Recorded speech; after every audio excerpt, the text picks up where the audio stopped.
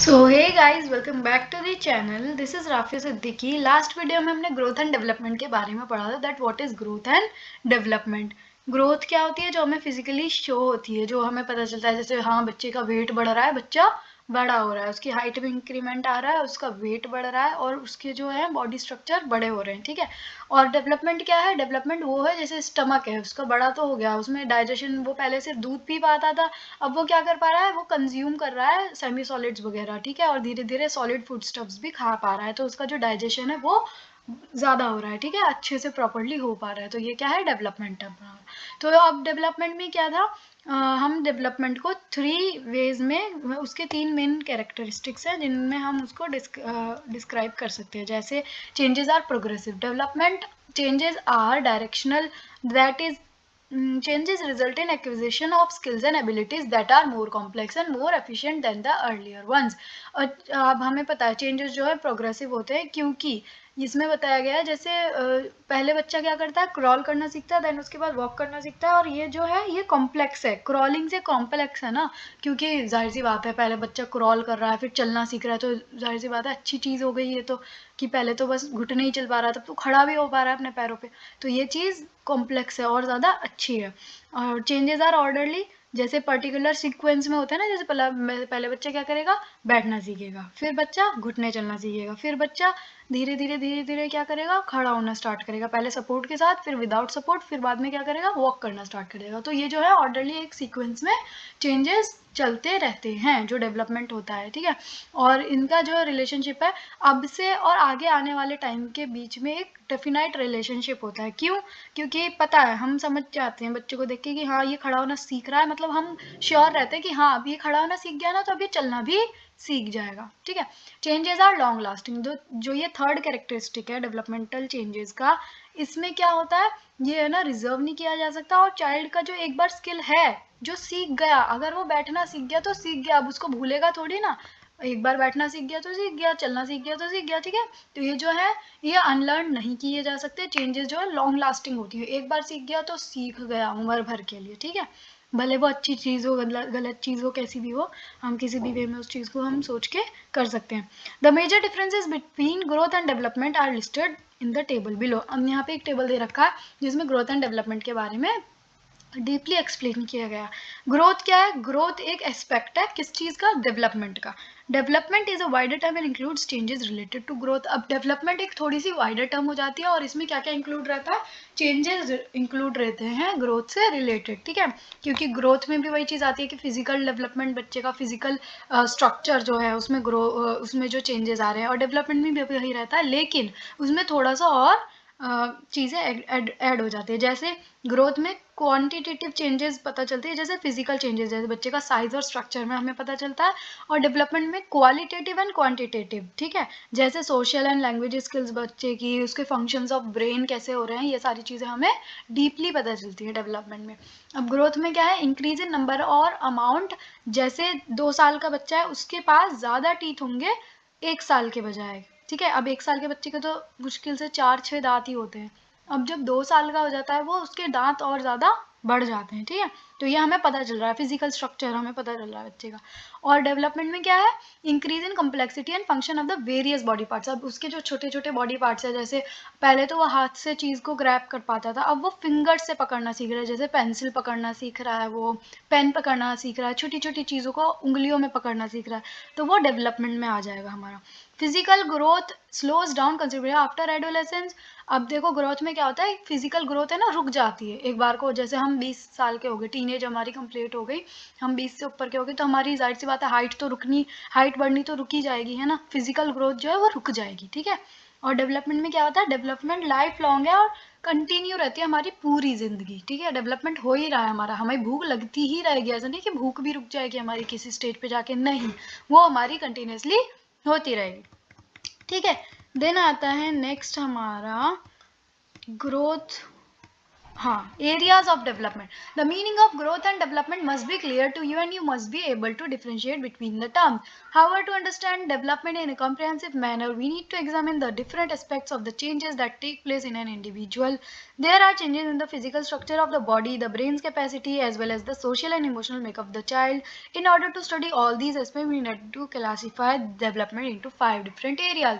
अब देखो growth and development का मीनिंग हमें क्लियर हो गया कि क्या है, हम दोनों टर्म्स में डिफरेंशिएट कर सकते हैं डेवलपमेंट क्या है और ग्रोथ क्या है, ठीक है। लेकिन इनको अच्छे से समझने के लिए, इनके एस्पेक्ट्स को एग्जामिन करने के लिए हमें क्या करना है, एक एक बच्चे के बारे में पता होना चाहिए। जैसे बच्चे का फिजिकल स्ट्रक्चर, उसकी ब्रेन की कैपेसिटी, उसका सोशल और इमोशनल मेकअप कैसा है बच्चे का, ठीक है, वो उसका जो बड़ों के साथ इंटरेक्शन है या फिर उसके आसपास के माहौल का जो इंटरेक्शन है। तो इन सब एस्पेक्ट्स को स्टडी करने के लिए पहले हमें क्या करना पड़ेगा, हमें 5 डिफरेंट एरियाज में इनको क्लासीफाई करना होगा, जो कि है physical motor, language development, cognitive development, social and emotional development, ठीक है। तो फर्स्ट आता है हमारा physical motor development. As we have discussed, mentioned earlier, physical development focuses on changes in height, weight, body proportion and the structure of the body. As a child grows, his height and weight increase and body proportions change. This is referred to as the physical development of the child. अब हमें term से ही पता चल रहा है कि physical development क्या है। जैसे हमने पहले पढ़ लिया कि physical development जो है वो फोकस करता है बच्चे की हाइट पे, वेट पे, उसकी बॉडी प्रोपोर्शंस पे, ठीक है, और उसका जो स्ट्रक्चर ऑफ द बॉडी है पता चलती है हमें। जैसे जैसे बच्चा बड़ा होता है उसकी हाइट भी इंक्रीज होती है, उसका वेट भी इंक्रीज होता है, उसके और भी बॉडी प्रोपोर्शन जो है चेंजेस उसमें आते हैं। तो इसे हम क्या कहेंगे, physical development of the child, जो हमें दिख रहा है फिजिकली, ठीक है, आईज से। Motor development refers to the control over one's body's muscles. These muscles have been controlling our body movements like the movement of fingers, arms, legs and so on. As a child grows, the muscles develop and there is better control and coordination between various muscles and body parts. A child can run and throw the ball at the same time or is able to string leads more efficiently. All these activities require motor control and are to referred to as motor development of the child. अब देखो motor development किस चीज को refer करता है। Motor development हमारा ऐसा term है जिसमें हमें बॉडी मसल्स के मूवमेंट का पता चलता है। जैसे उसका बॉडी मूवमेंट, जैसे फिंगर्स को हिलाना, ठीक है, फिंगर से चीज़ों को पकड़ना, और उसके आर्म्स का मूवमेंट, उसके लेग्स का मूवमेंट, जैसे वो रनिंग वगैरह कर रहा है, ठीक है।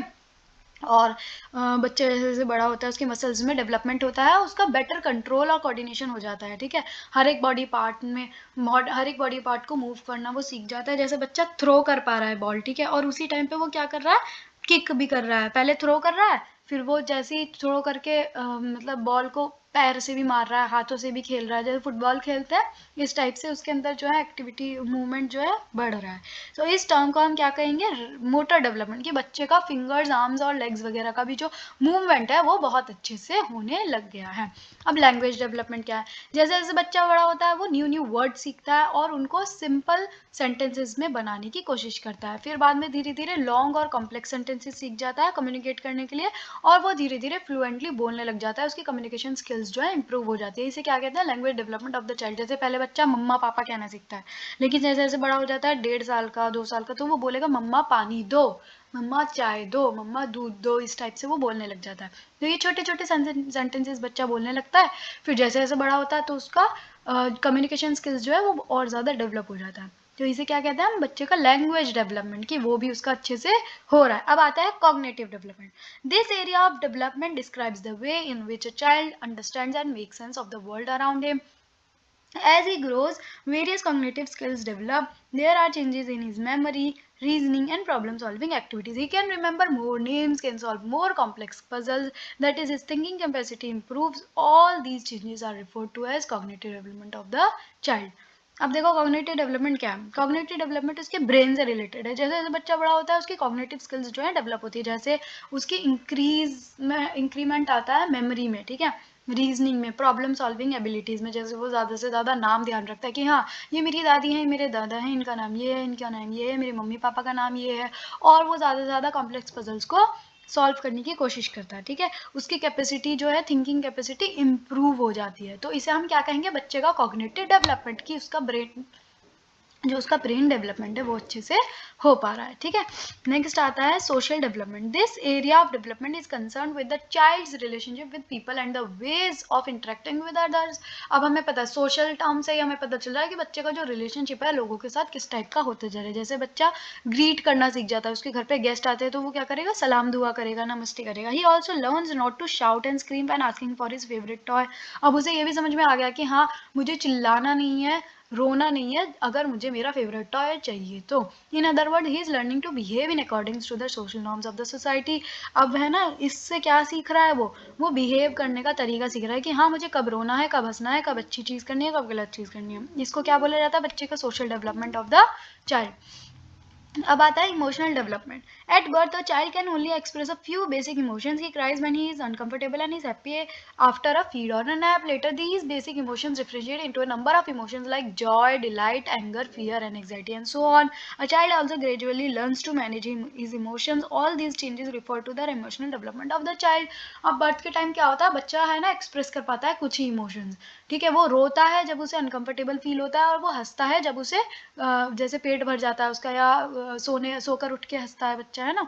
तो ये सारे जो बेसिक इमोशंस हैं ये बहुत सारे होते हैं, जैसे Joy, delight, anger, fear and anxiety, इस टाइप के बहुत सारे होते हैं। जैसे जैसे बच्चा बड़ा होता है धीरे धीरे अपने इमोशंस को मैनेज करना सीख जाता है। तो इसे क्या कहते हैं हम, बच्चे का इमोशनल डेवलपमेंट। अब उसे पता है मुझे उसको फेवरेट टॉय के लिए कब रोना है, फेवरेट टॉय अगर खाने की कुछ अच्छी चीज़ मिल गई है तो उसे हंसना है। Although we have listed 5 different areas of development, we need to understand that the different areas of development are not segregated from each other.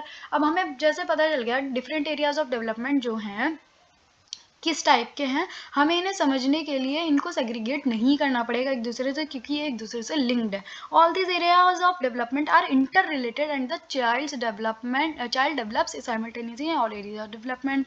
Example, development of physical skills like walking helps the child improve in around easily and explore his surroundings. Being able to explore around helps in enhancing his understanding of the world and promotes his cognitive development. तो आप यहाँ पे बता रखा है कि ये सारे इंटर रिलेटेड हैं आपस में, और जैसे जैसे बच्चा बड़ा होता है इसकी चेंजेस जो है डेवलपमेंट के एरियाज में इम्प्रूवमेंट आता है। जैसे बच्चा फिजिकल स्किल्स सीख रहा है, जैसे वॉकिंग करना सीख रहा है, वॉक करने से क्या होगा, वो अपने आसपास के वर्ल्ड को एक्सप्लोर करेगा, है ना, आसपास की चीज़ों को जानेगा, और उनके साथ जो है जैसे आसपास कौन रहता है, बच्चे के मम्मी पापा रहते हैं, उनके साथ अच्छे से कांटेक्ट करेगा, है ना, इंटरेक्ट करेगा, और उनके कनेक्शन में आएगा, एक बॉन्ड बना लेगा उनके साथ अच्छा। या फिर अगर उसके जैसे अगर बच्चा उसमें है चाइल्ड केयर में है, तो वहाँ पे क्या हो रहा है, अपने साथ के दोस्तों के साथ कम्युनिकेट करना सीखेगा। ठीक है, ही डेवलप्स अप्रोप्रिएट लैंग्वेज स्किल्स। अब उसके पास दोस्त भी बनाने को होंगे, वो बोलेगा भी उनसे, तो उसकी सारी ही डेवलपमेंट के जो एरियाज है वो हो रहे हैं। This helps in the development of social skills. Therefore, while studying development in children, it is important to keep in mind that all areas of our development are interrelated and cannot be segregated. ये term हमें ध्यान में रखनी है। ठीक है, जब हम कह रहे हैं कि जब हम स्टडी कर रहे हैं डेवलपमेंट बच्चे के अंदर, तो हमें माइंड में रखना है कि जितने भी डेवलपमेंट हैं उसके इंटर रिलेटेड है, और इनको अलग नहीं किया जा सकता। जो एक बार सीख लिया हमने वो कभी भी चेंज नहीं होगा, है ना, ये भी हमें पता है। Skills developed in one area में directly indirectly enhance the development of the skills in another area of development. अब एक बार वो जैसे चलना सीख गया, आसपास के लोगों से कम्युनिकेट करना सीख गया, तो उसका लैंग्वेज डेवलपमेंट भी हो गया, कॉग्निटिव डेवलपमेंट भी हो गया, और उसका मोटर डेवलपमेंट भी हो गया, फिजिकल एंड मोटर डेवलपमेंट। ठीक है, अब आता है stages of development. You must have observed children in different age groups either in your home or your neighborhood or in school. Recollect the behavior of children from the following age groups. अब यहाँ पे बता रखा है कि जैसे 1 साल का बच्चा है रैटल से खेल रहा है, 3 आपका 3 या 3 साढ़े 3 साल का बच्चा है वो ब्लॉक से खेल रहा है, 6 साल का कलर से खेल रहा है। ये सारे अलग अलग एज ग्रुप के बच्चे हैं और अलग अलग स्टेजेस ऑफ डेवलपमेंट के बच्चे हैं। ठीक है, अलग अलग स्टेज रिप्रेजेंट करेंगे। अब हर बच्चा अलग अलग स्टेज का है, तो वो किस टाइप से हम उसको रिप्रेजेंट करेंगे, ठीक है, उनको कैसे हम एज ग्रुप में रखेंगे, जैसे उनके स्किल्स एंड एबिलिटीज़ भी अलग रहेंगी। ठीक है, क्योंकि हर एक एज ग्रुप का, 1 साल का बच्चा तो कम ही चीज़ें जानेगा, 3 साल का बच्चा और ज़्यादा जानेगा, 6 साल का और भी ज़्यादा जानेगा। तो यहाँ पे हमने स्टेजेस जो है रिप्रेजेंट करे हैं, जैसे एज ग्रुप में, जैसे इन्फेंसी कितना है जो स्टेजेस ऑफ डेवलपमेंट है, इन्फेंसी कब आती है? बर्थ से 1 साल तक की को हम इन्फेंसी कहते हैं, इन्फेंसी। टॉडलरहुड 1 to 3 ईयर्स को कहते हैं, pre school period 3 to 6 years, middle childhood 6 to 12 और एडोलेसेंस हमारा 12 से 18 साल। ठीक है। Development proceeds through stages. अब यहाँ पे हमें यही सारा बता रखा है, ज़्यादा कुछ है नहीं, ये नॉर्मल से दे रखे हैं कि हर स्टेज का अपना अपना कैरेक्टरिस्टिक्स होता है। अब इनको डिटेल में यहाँ पे एक्सप्लेन कर रखा है। इन्फेंसी में क्या होता है? इन्फेंट्स जो 14 दिन के होते हैं उन्हें नियोनेट्स बोलते हैं, और जो नियोनेट्स होते हैं बहुत ही स्मॉल और डेलिकेट होते हैं। जब बच्चा पैदा होता है 20 इंच का होता है, फिर धीरे और कितने किलोग्राम का होता है? 2.5 से 3 किलोग्राम का होता है वेट में। न्यूबॉर्न बेबीज़ के ठीक है, ये सारी चीज़ें, उनके बड़े हेड होते हैं, स्मॉल बॉडीज़ होती हैं, ये सारी चीज़ें बता रखी हैं, बस इतना कुछ है नहीं। टॉडलरहुड तो 13 मंथ, टॉडलरहुड जो है मतलब 1 साल से 2 साल तक का जो है होता है। ठीक है, इसमें बच्चा रनिंग वॉकिंग सीख जाता है और शेप्स वगैरह को जान जाता है। ठीक है, इसमें यही सब है। फिर प्री स्कूल पीरियड क्या है? 3 to 6 ईयर्स का होता है, जब बच्चा स्कूल जाने लगता है। ठीक है, प्री स्कूल मतलब उसका किंडरगार्टन में उसका कॉग्निटिव और लैंग्वेज डेवलपमेंट बहुत जल्दी होता है इस स्टेज के ड्यूरिंग, और है ना उसकी जो ओवरऑल डेवलपमेंट है वो भी इस पीरियड में उसकी हो जाती है। फिर मिडिल चाइल्डहुड जब 6 से 12 साल का होता है, वो स्कूल जाने लगता है। इस पीरियड में क्या होता है? वो स्कूल में जाने लगता है, बहुत सारी चीज़ों को सीखता है, कॉग्निटिव और इंटेलेक्चुअल डेवलपमेंट उसका बहुत अच्छे से होता है, और स्कूल उसका बहुत इंपॉर्टेंट पार्ट होता है उसकी लाइफ का। ठीक है, वो अपने दोस्त बनाता है, बहुत सारी चीज़ें सीखता है। अब एडोलेसेंस आ गया, ये एक ट्रांजिशन है जो चाइल्डहुड से अडल्टहुड में आता है, इसको कहते हैं एडोलेसेंस, और ये 13 से 18 साल के बीच में होता है। बहुत सारे चेंजेस इस स्टेज में आते हैं। ठीक है, हमारे प्रोग्राम में हम इनके बारे में आगे पढ़ेंगे, और बर्थ से 6 ईयर्स ऑफ एज और ये सारी चीज़ें जो है किस टाइप से हैं आगे डिटेल में और चैप्टर्स में दे रखा है, बस बाकी और कुछ है नहीं। समअप में है चाइल्ड डेवलपमेंट क्या था, हमने चाइल्ड डेवलपमेंट का पढ़ा कि हमें डेवलपमेंटल पैटर्न जो है बच्चे का देखना है, हर एक इंडिविजुअल कैरेक्टरिस्टिक का किस टाइप से अर्ली चाइल्डहुड प्रोग्राम में हमें ख्याल रखना है। ठीक है, हर एक बच्चे का उसके पूरे ऑल ओवर डेवलपमेंट पे। अब हमें ग्रोथ एंड डेवलपमेंट का भी पता चल गया कि जो वो है, ग्रोथ रिफर करती है क्वांटिटेटिव फिजिकल चेंजेस को, और डेवलपमेंट जो है इंक्लूड करती है क्वालिटेटिव और क्वांटिटेटिव चेंजेस दोनों ही को। ठीक है, फिर बाद में हमने पढ़ा डिफरेंट एरियाज, जैसे physical motor, language, social, emotional और कॉग्निटिव डेवलपमेंट। अब इन सबको एरियाज में डिवाइड कर दिया गया है। जैसे ये सारे जो एरियाज है ये इंटर रिलेटेड होते हैं, इनको सेग्रीगेट नहीं किया जा सकता। और जो स्टेजेस ऑफ डेवलपमेंट हैं हम उन्हें डिस्क्राइब कर सकते हैं इन्फेंसी में, टॉडलरहुड में, प्री स्कूल पीरियड में, मिडिल चाइल्डहुड में, और फिर उसके बाद एडोलेसेंस में। ये जो डेवलपमेंट है ये हमारे इन सब स्टेजेस में होते हैं। ठीक है, दैट्स इट, इतना कुछ था नहीं, वैसे इजी था चैप्टर, अच्छा लगा, क्वाइट गुड, मेरा भी रिवीजन हो गया। एंड अगर कुछ डाउट वगैरह हो तो you can ask me in comments. ठीक है, सो मिलते हैं फिर नेक्स्ट में, हम करेंगे फिर यूनिट 5 डिस्कस। यूनिट 5 है हमारा, just a second,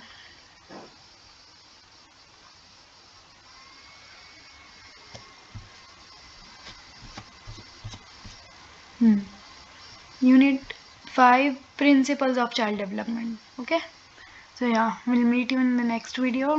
Till then, Allah Hafiz, take care.